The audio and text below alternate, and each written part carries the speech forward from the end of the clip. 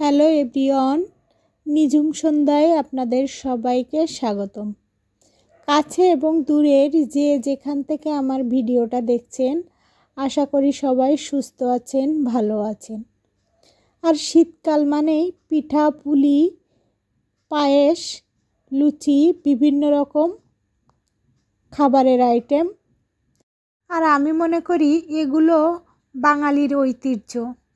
শীতের সিজনে পিঠাপুলি, পায়েস, লুচি, সাথে তরকারি, আলুর দম, এগুলো মানেই বাঙালিয়ানা। ওই জন্য আমি এবার চলে আসলাম সন্ধ্যার সাথে সাথে লুচি তৈরি করার জন্য। আর আমি লুচিটা একবারে 4-5টা করে তৈরি করে নেব। ওই জন্য একটা রুটি বেলে একটা স্টিলের গ্লাস দিয়ে কেটে কেটে লুচিগুলো আমি তৈরি করে নিচ্ছি। আর এতে লুচিগুলো সবগুলোই একই মাপের হয় এবং দেখতেও ভালো লাগে। ওই জন্য আমি একটা স্টিলের গ্লাস দিয়ে কেটে কেটে নিচ্ছি শেপটা সুন্দর আনার জন্য।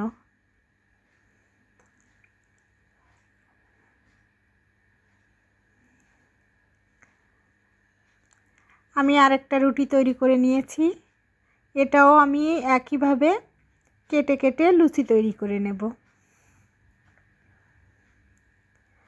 আর আমি প্রথমে 3-4টা রুটি তৈরি করে নিয়েছি, নিয়ে একটা একটা করে এভাবে কেটে নিচ্ছি।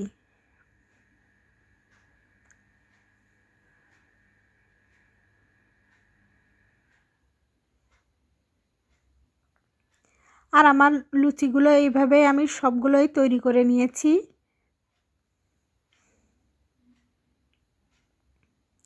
আর লাস্টে ওই বড় লুচিটা যে ময়দাটুকু বেশি ছিল আমি একটাই তৈরি করে দিয়েছি।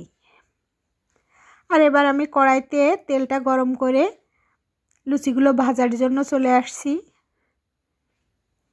তেলটা এখনও পুরোপুরি গরম হয়নি, ওই জন্য লুচিগুলো ফুলতে একটু দেরি হচ্ছে। আর এবার লুচিগুলো আস্তে আস্তে ফুলে উঠছে, তেলটাও গরম হয়ে গেছে।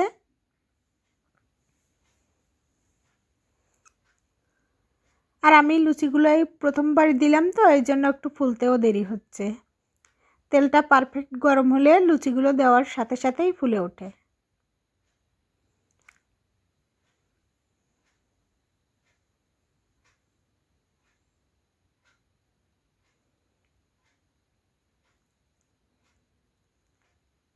আর শীতের সময় লুচির সাথে যে কোনো আইটেম খেতে খুবই মজা লাগে। গরম গরম লুচি তো অনেক পছন্দ আমার।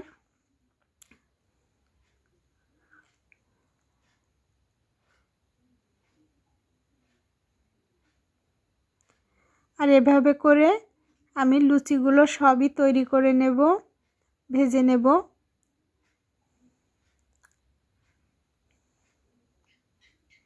আমার তেলটা পারফেক্ট গরম হয়ে যাওয়ার সাথে সাথেই লুচিগুলো কেমন ফুলছে দেখলেই বুঝতে পারবেন।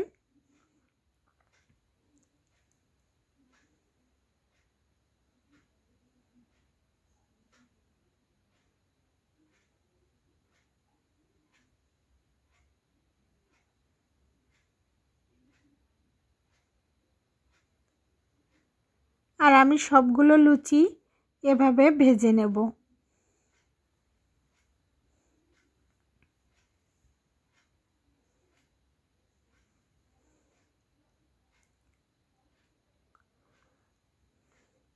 আর আমি লুচিগুলো খাওয়ার জন্য সাথে কিছু সবজি এবং অন্যান্য আইটেমও অন্য কিছু তৈরি করব, অল্প অল্প করে সব কিছুই তৈরি করব।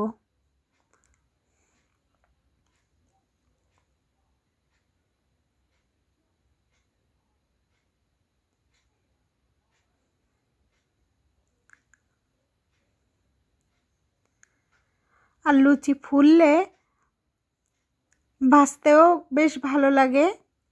আমার লুচিগুলো এই তো সবই ভাজা হয়ে গেছে। লুচি তো তৈরি করে নিয়েছি, সাথে লুচি খাওয়ার জন্য আমি বাঁধাকপি এবং সব রকম সবজি ছোলা দিয়ে একটা সবজি ভাজি করে নেব।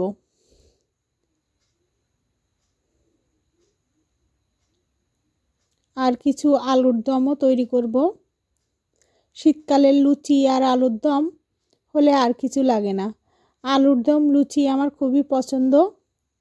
লুচিগুলো আমার ভাজা হয়ে গেছে, এবার আমি চলে আসলাম আলুর দম রান্না করার জন্য। আর আলুগুলো আমি ছুলে ধুয়ে পরিষ্কার করে নিয়েছি। এবার কড়াইতে একটু জিরা ফোড়ন দিয়ে দিয়েছি আর আদা বাটা দিয়ে দিলাম।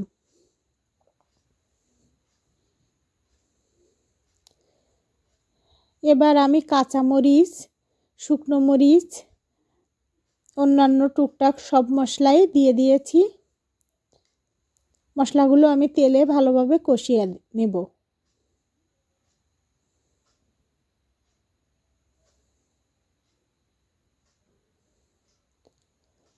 আর মশলাটা আমি অল্প অল্প জল দিয়ে কষিয়ে নেব, তাহলে মশলাটা নিচের থেকে পুড়ে উঠবে না।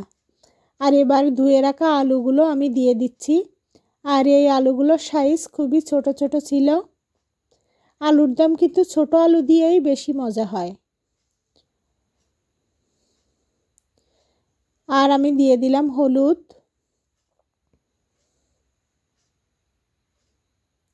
দিয়ে দেব লবণ, পরিমাণ মতো 2 চা চামচ লবণ দিয়ে দিয়েছি এবং 1 চা চামচ হলুদ দিয়ে দিয়েছি।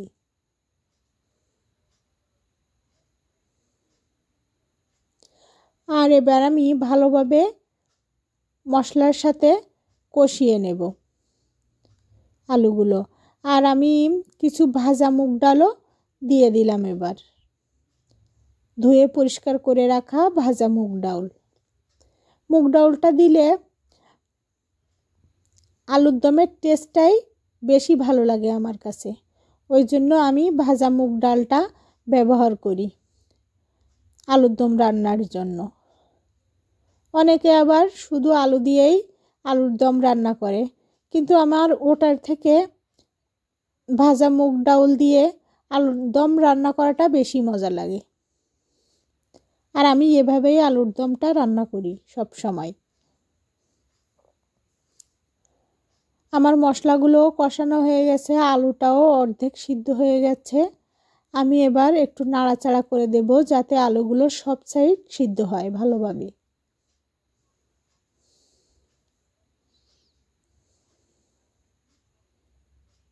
এভাবে কষাতে কষাতে আমি ঢাকা দিয়ে দেব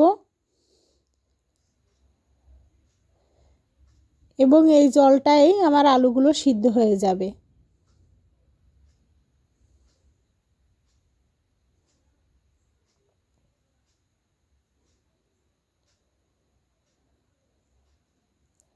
আর মশলাটা ভালোভাবে কষানো হয়ে গেছে, আলুগুলো আমার সিদ্ধ হয়ে গেছে। এবার আমি ওর ভিতরে জল দিয়ে ঢাকা দিয়ে দেব।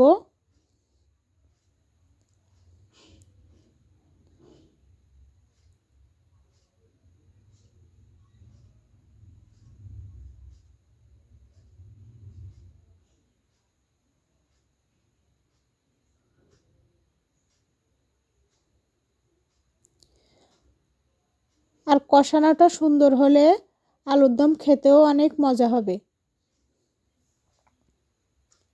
আর আমি এই তো জলের পরিমাণটা দিয়ে দিয়েছি। আলুর পরিমাণ হিসাব করে জলটা দিতে হবে।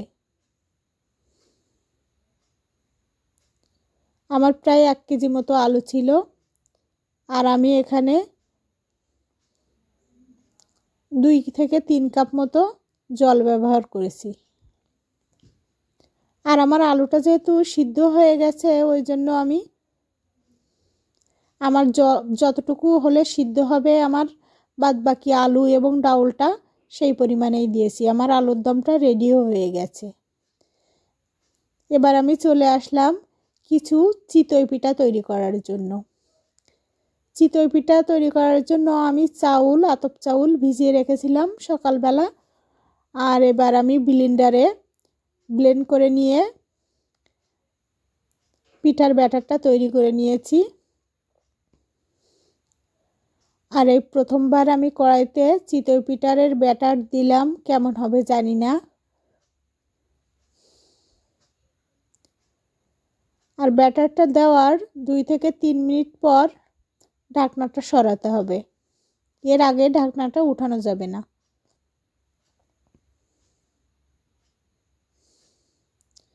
আমার মনে হচ্ছে পিঠাটা ঠিক হয়ে গেছে।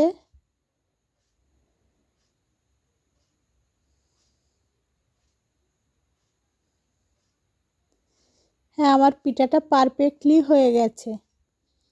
আর পিঠাটা দেখেও মনে হচ্ছে অনেক সুন্দর হয়েছে, একটু জালি জালি ভাবও হয়েছে। আমি আরেকটা পিঠা দিয়ে দিচ্ছি।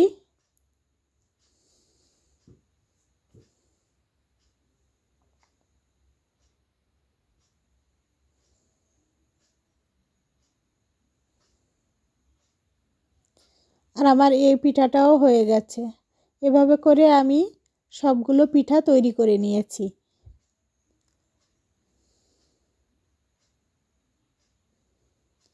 আর আরেক সাইডে আমি হাঁড়িতে খেজুরের রস গরম করতে দিয়েছি, আর অল্প একটু দিয়ে দেব আমি খেজুরের রসটায় আমি একটু বলক উঠিয়ে নেব। বলক উঠিয়ে গরম পিঠাগুলো আমি গরম রসের ভিতরে দিয়ে দিচ্ছি।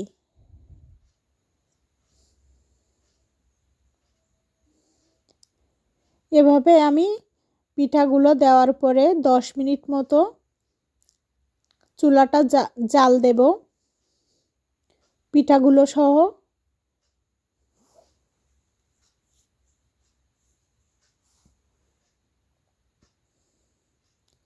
আমার হাঁড়িটা বেশি বড় না, হাঁড়িটাতে যে পরিমাণ পিঠা ধরবে আমি সেই পরিমাণই পিঠা ডুবিয়ে দেব।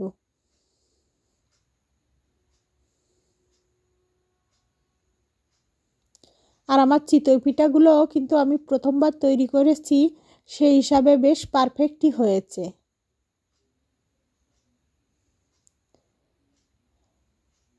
আর পিঠা ছাড়া রসের পরিমাণটাও একটু বেশি দিতে হবে, যাতে পিঠাগুলো ডুবে থাকতে পারে। আর এভাবে করে আমি 10 মিনিট জাল করে নেব।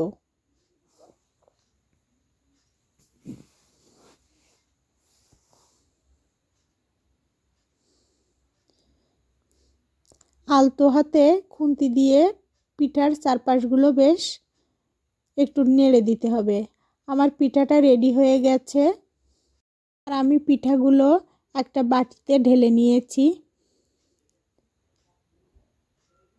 আমি এই সবগুলোই একসাথে পরিবেশন করব, ওই জন্য সব একটা একটা পাত্রে এক একটা জিনিস তৈরি করে রেখে দিয়েছি। আর এখানে আমি তৈরি করে নিয়েছি কিছু লুচি, বাঁধাকপি দিয়ে সব রকম সবজি দিয়ে, ছোলা দিয়ে একটা সবজি ভাজা, এখানে করে নিয়েছি আলুর দম লুচির সাথে খাওয়ার জন্য,